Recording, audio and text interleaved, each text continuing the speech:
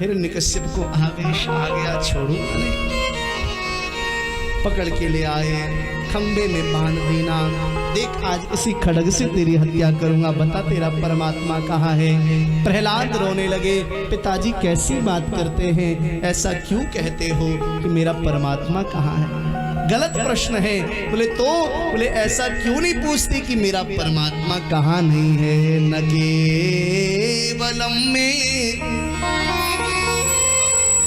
भवता सराजन सवई बलम बलिनाम चापरे साम परे वरे स्थिर जंग माये परे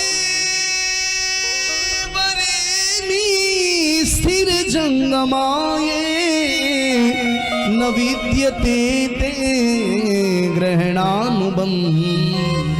पिताजी मेरे परमात्मा कण-कण में विद्यमान है, मुझ में आप में खड़ग खंबे में। बोले इस खड़ग में है, बोले हाँ खंबे में है, बोले हाँ। बोले इसी खड़ग से तुम्हारी हत्या करूंगा, देखते परमात्मा कैसे रक्षा करेंगे। महाराज जैसे ही खड्ग उठाया है, खंबे पर जैसे प्रयोग किया है, देखते देखते महाराज खंबा फटने लगा है। परमात्मा श्रीमन नारायण वहां पर दिव्य रूप धारण करके प्रकट हो गए। बोले नृसिंहदेव भगवान की जय, नृसिंहदेव भगवान की जय हो। भगवान के रूप को देख करके हिरण्यकश्यप भयभीत हो गया। नम्रगम्न मानुसम ऐसा स्वरूप, सारा शरीर मानव के शरीर के समान, मस्तक सिंह के समान है। घमासान युद्ध छिड़ गया।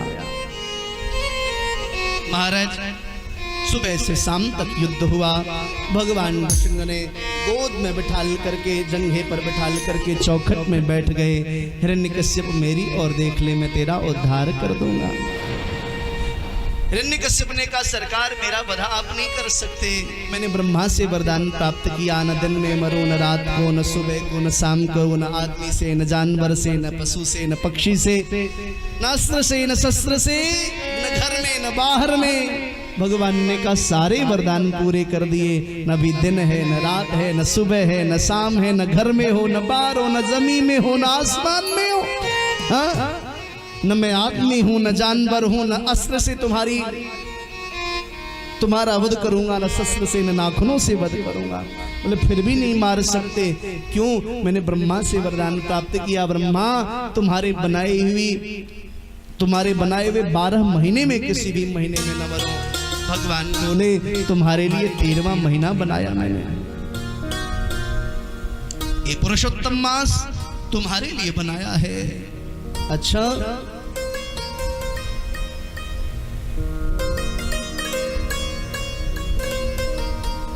महाराज फिर भी नहीं मार सकते।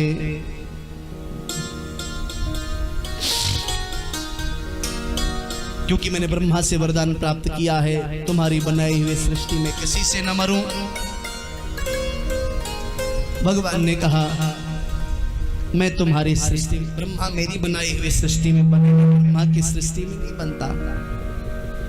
देखते देखते भगवान ने अपने नाखून को लगाया है। फर फार के पेट, प्रभुदत्त ब्रह्मचारी जी अपने भाव में लिखते हैं, फर फार के पेट सर से आत्मिकारी, फर फार के पेट सर से आत्मिकारी। महाराज लेकर के हाथ गले में माला सम डाली, रक्त बिंदु से रंगे केस अति सुंदर लागे, दीक भयंकर रूप, असुर डरकर वहां भागे। महाराज भगवान का स्वरूप भगवान ने वध किया है। देवताओं ने पुष्पों की वृष्टि की, क्रोध शांत नहीं हुआ। सारे देवताएं सबने मिलकर के स्तुति किया। भगवान नारद समझ गए कि ये परमात्मा प्रहलाद को देखना चाहते हैं। प्रहलाद आए, हाथ जोड़ करके स्तुति करने लगे। ब्रह्मादयो मुनिगण मुनयो दशुद्धा सत्वैकतानमतयो वचसाम प्रवाह।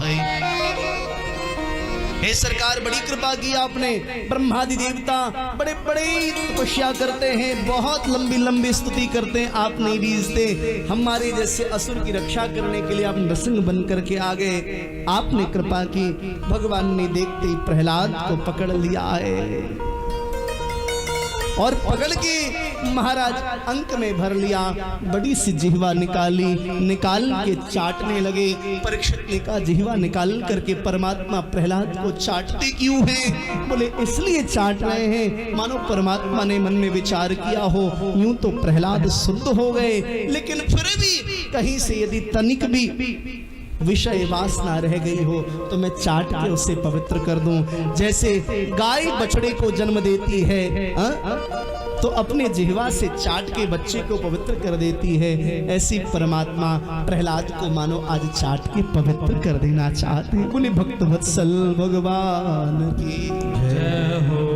भगवान ने सिंहासन पे प्रहलाद को बिठाया, स्वयं भूमि में बैठ गए और भगवान ने बड़ी प्यारी बात कही, प्रहलाद आज मेरा निवेदन स्वीकार करो। बोले क्या? नृसिंह चंपू में कहते हैं भगवान नृसिंह स्तुति करते प्रहलाद की। प्रहलाद क्वेदम्ब भुक्वच वयो सुकुमार में तत्पैता प्रमत्त कृत दारुण यातनास्ते आलोचितं विषय में तदभूत पूर्वं क्षंतव्यमंग यदि में समये विलंब। बेटा कहाँ यह तेरा सुकोमल शरीर, कहाँ तेरी सुकुमार अवस्था और कहाँ तेरे ऊपर इतनी दारुण यात्रा? कहाँ तेरा सुकोमल शरीर, कहाँ तेरी सुकुमार अवस्था और इतनी दारुण यातनाएं? यदि मुझे आने में विलंब हो गई हो तो मुझे क्षमा कर देना। क्षमतव्य मंग यदि में समय विलंब, मुझे देर हुई हो आने में तो क्षमा कर देना। प्रहलाद जी ने प्रार्थना की है।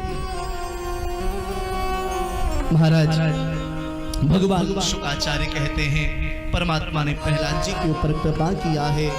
जैसी कृपा किया है सारे देवताओं ने पुष्पों की वृष्टि की। भगवान ने कहा प्रहलाद वरम ब्रोहि वरदान मांगो, क्या वरदान चाहिए? प्रहलाद ने कहा सरकार वरदान देना चाहते हैं तो एक वरदान दे दीजिए, आज के बाद कभी कुछ मांगने की इच्छा ही मन में न जगे, कुछ मांगने न सकूं। क्यों? क्योंकि मैं अगर मांगू तुझे तो तुम न देना कुछ मुझे। मैं अगर कुछ मांगने की गलती कर बैठूं तो आप देने की गलती मत कर बैठना। बोले क्यों?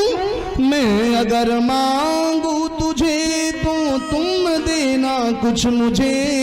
क्यों? क्योंकि वरना फिर प्रेमी नहीं मजदूर हो जाऊंगा मैं, वरना फिर प्रेमी नहीं। कभी मांगने की गलती कर बैठूं तो देने की गलती मत कर बैठना।